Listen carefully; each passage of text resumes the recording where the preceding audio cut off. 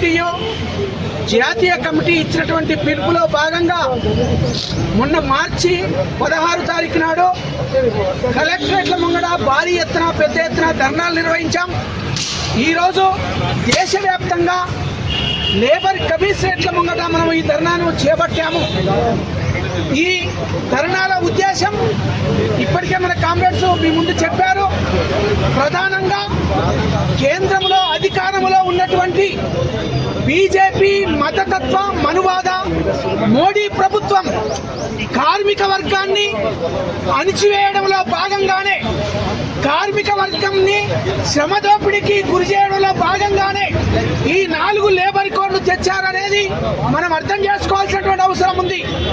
ఈనాడు దేశంలో కార్మిక వర్గం ప్రజలు, అన్ని రంగాల ప్రజలు సాధించి పెట్టినటువంటి కార్మిక వర్గం కూడేసినటువంటి ప్రభుత్వ రంగ సంస్థలు ఏవైతే ఉన్నాయో ఒకటొకటిగా నష్టాల పేర్లతోటి లాభాలలో ఉన్నటువంటి ప్రభుత్వ రంగ సంస్థలని కూడా ఈనాడు నరేంద్ర మోడీ ప్రభుత్వం ప్రైవేటు పరం చేయడం, అమ్మివేయడం చేస్తున్నటువంటి పరిస్థితి కొనసాగుతుంది.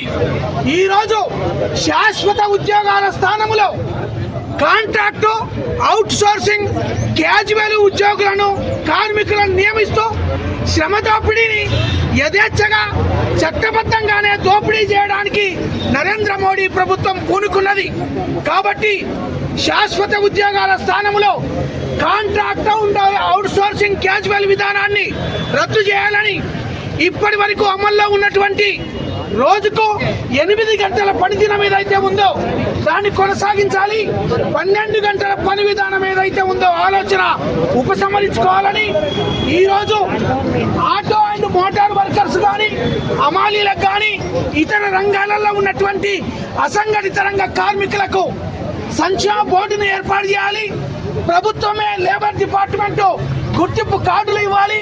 అదేవిధంగా స్కీమ్ వర్కర్లుగా ఉంటున్నటువంటి అంగన్వాడీ కానీ, ఆశావాణి, మిడ్ డే వర్కర్స్ కానీ, లేదు కేజీబీవీ వర్కర్స్ కానీ, ఇంకా అనేక ప్రభుత్వ రంగంలో పనిచేస్తున్నటువంటి కాంట్రాక్ట్, అవుట్ సోర్సింగ్, క్యాజువల్ లేబర్ను పర్మనెంట్ చేయాలని ఈ సందర్భంగా ఐఎఫ్టియుగా డిమాండ్ చేస్తూ ఉన్నాం.